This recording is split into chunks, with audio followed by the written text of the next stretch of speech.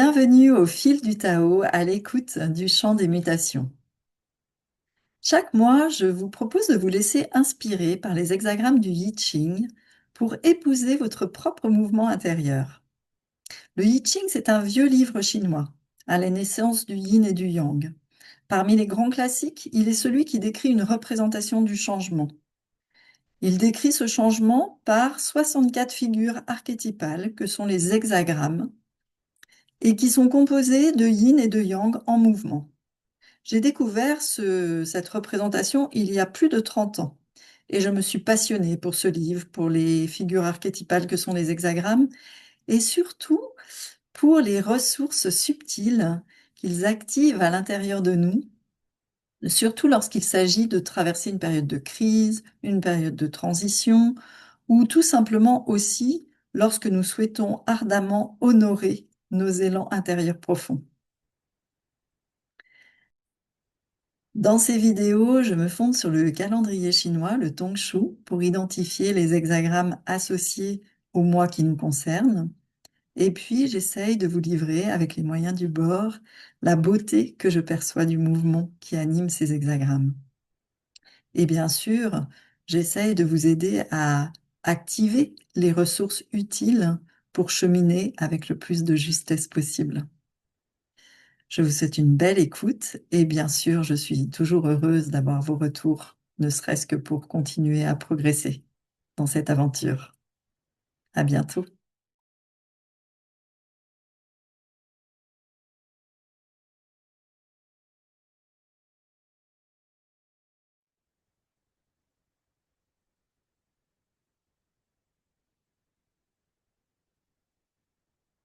Alors, comme je l'ai dit précédemment, on se fonde sur le calendrier chinois, le Tongshu, pour identifier les hexagrammes de chaque mois. Donc là, on a le mois d'octobre, hein. J'ai pris un jour, alors j'ai pris les nouvelles lunes, voilà, du mois de octobre, du mois de novembre et du mois de décembre. Donc, à chaque fois, hein, dans le calendrier, il y a l'année, le pilier de l'année, le pilier du mois, le pilier du jour et le pilier de l'heure. Et là, nous, on regarde le pilier du mois avec l'hexagramme pour chaque mois. Donc, pour le mois d'octobre, on en avait déjà parlé la dernière fois, on a l'hexagramme de l'immobilisation, de la montagne sous la montagne. Alors ça peut paraître un peu frustrant puisque c'est quand même un temps d'arrêt nécessaire, hein, voilà, mais du coup, je voulais vous rappeler qu'il se situe à l'intérieur de l'année 2025 qui est gouvernée par l'hexagramme attendre. Et l'hexagramme attendre, c'est le ciel sous l'eau, donc c'est à l'intérieur un élan assez puissant qui cherche à se manifester, mais du coup, on nous recommande pendant cette année de préparer justement l'émergence de cet élan. Donc on est vraiment dans une année de préparation. Donc c'est logique que de mois en mois se succèdent quand même des hexagrammes qui provoquent parfois un petit peu de frustration avec la sensation que ça avance pas assez vite. Mais ceci étant, c'est vraiment nécessaire d'entendre ces temps de gestation qui sont indispensables finalement à l'émergence de l'élan dans toute sa beauté lorsque ce sera le moment. Alors on va quand même regarder ce qui se passe au mois de novembre. Donc au mois de novembre, on a le tonnerre sous la terre, sur la terre, pardon. Donc là, on peut imaginer que c'est comme si enfin on accostait sur la rive de l'autre côté du grand fleuve, comme on en avait parlé au mois d'août, hein, où on était avant la traversée du grand fleuve. Et puis au mois de décembre, on a le tonnerre de nouveau, mais sous l'eau. Et cet hexagramme, il se traduit par les difficultés initiales, c'est-à-dire qu'on sent bien qu'il y a le démarrage enfin d'autre chose, mais qu'il y a encore un certain nombre de choses à clarifier, liées donc à cette période de démarrage. Alors si on regarde plus précisément, Pour le coup, je ne vais pas vous faire tout le détail des précisions des différents traits qui bougent pour le coup d'un hexagramme à un autre et qui sont les hexagrammes dérivés. Mais je l'ai résumé de cette façon, c'est-à-dire qu'après un temps d'arrêt, donc qui est maintenant, hein, qui est nécessaire et qui permet de restaurer nos forces en profondeur, donc évitons de nous agiter si c'est possible, eh bien le voyage peut ensuite continuer et la rive est en vue. Donc, pour enfin accoster sur la rive. Donc, ça provoque évidemment une grande joie. Et c'est alors que commencera un nouveau chapitre à écrire, avec tout ce que ça implique. Si on, si on regarde ces trois hexagrammes, moi, ce qui m'intéresse, ce sont les choses qui se répètent. Alors, on avait déjà travaillé sur le trigramme Gen la dernière fois, un Gun, qui était très présent dans la configuration entre septembre et octobre. Et là, on voit qu'arrive le trigramme Gen, qui est le tonnerre, donc qui a un tropisme bien différent de celui de la montagne, en apparence. En apparence, je dis parce que on va regarder, on va voir finalement que le trigramme Gen, il est déjà contenu dans la montagne et il est présent également dans la mutation entre l'enthousiasme et les difficultés initiales. Alors, le tonnerre. Le tonnerre dans la montagne qui nous oblige à nous arrêter. Qui nous oblige à nous arrêter, mais pourquoi? Alors, on va regarder comment le tonnerre il est présent dans la montagne. On va regarder l'hexagramme nucléaire, c'est-à-dire noyau, c'est-à-dire qui est au cœur de l'immobilisation. Et comment on le regarde? En faisant bouger, en dépliant en fait comme un accordéon, les traits 2, 3, 4 et 3, 4, 5 de l'hexagramme, immobilisation. Et ça va nous donner l'eau sous le tonnerre, donc qui est vraiment le symbole de l'orage et qui se traduit par libération, délivrance. C'est-à-dire qu'au cœur de cette immobilisation, il y a une force immense de libération de ce qui est un peu engrammé, incrusté plus profondément. Donc on va voir que ce trigramme tonnerre, il est également présent à un autre endroit. Il est présent entre l'enthousiasme et les difficultés initiales, entre l'hexagramme de novembre et l'hexagramme de décembre.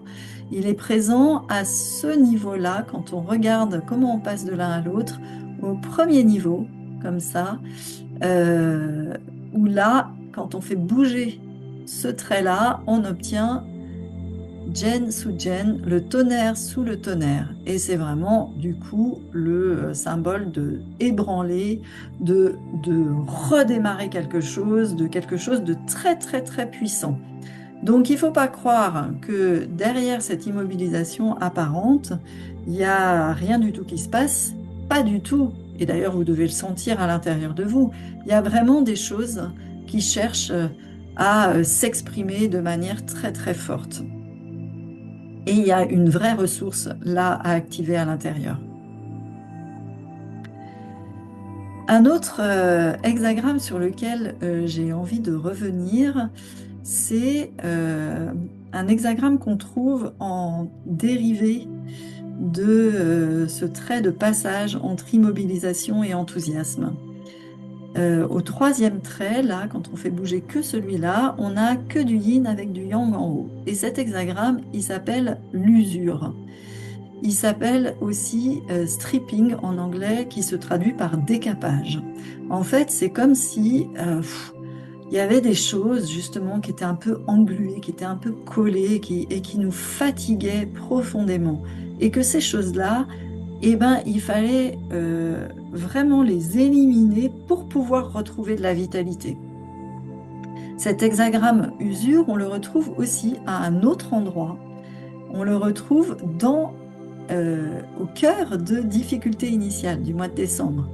Quand on fait de la même façon qu'on l'a fait pour l'hexagramme de la montagne sous la montagne, d'immobilisation, on va faire pareil avec difficulté initiale et en dépliant comme un accordéon, eh ben, on obtient l'usure.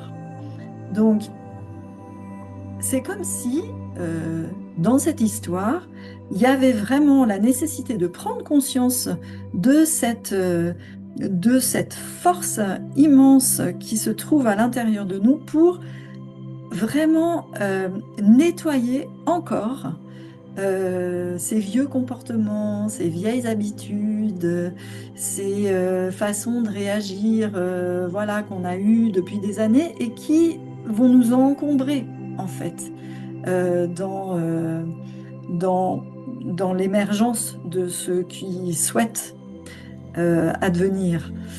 Et du coup, ben voilà, il faut regarder ça en réalité. Il faut voir que malgré toutes nos envies, on a encore des choses qui fonctionnent un peu pareil qu'avant et que si on continue à fonctionner comme ça, eh bien, ça risque de rendre plus difficile justement l'émergence de ceux qui demandent à émerger.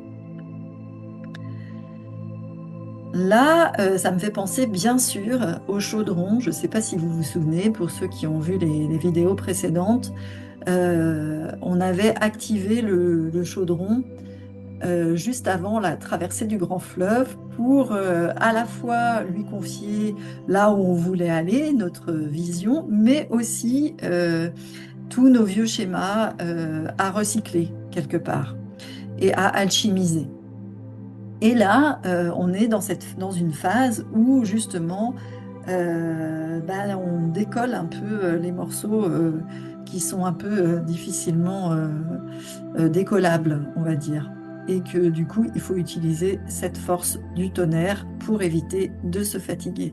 Alors c'est intéressant parce que entre octobre et décembre, il y a un véritable écho quand on regarde les hexagrammes nucléaires euh, des, des, des hexagrammes des mois.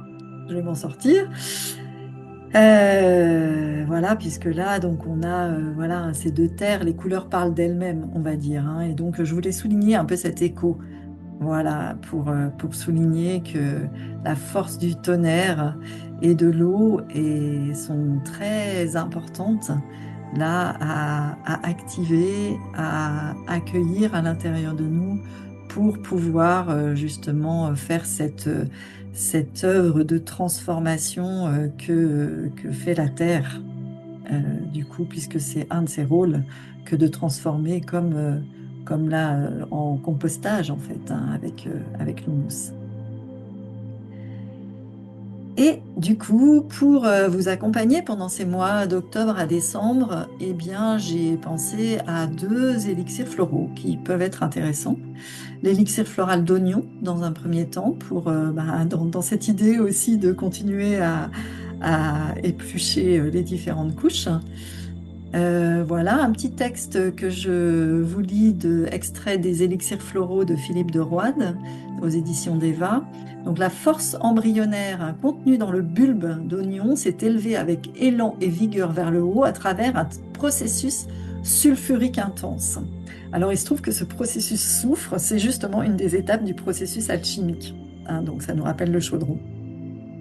Et ceci facilite l'émergence des émotions refoulées ainsi que leur libération. Donc pour le coup, l'élixir floral d'oignon peut aider à faciliter ce processus-là de libération des choses qu'on avait un petit peu refoulées un petit peu loin. Voilà, évidemment, se faire accompagner pendant cette période est plutôt aussi une bonne idée. Une deuxième fleur à laquelle je pense pour ce processus, c'est l'épilobe. L'épilobe qui fleurit, qui pousse souvent sur des terrains brûlés. Donc l'élixir floral d'épilobe, si on relit un petit extrait aussi des élixirs floraux de Philippe de Roide, On a donc l'élixir floral d'épilobe, consume les attitudes et les comportements figés du passé qui ne sont plus adaptés aux besoins du moment présent. Il apporte la souplesse et la disponibilité nécessaires à la mise en place de nouveaux schémas de fonctionnement. Voilà, donc c'est ce que je vous recommande et puis j'espère que cette vidéo vous a plu. Si elle vous a plu, eh bien, je vous remercie de m'en faire part.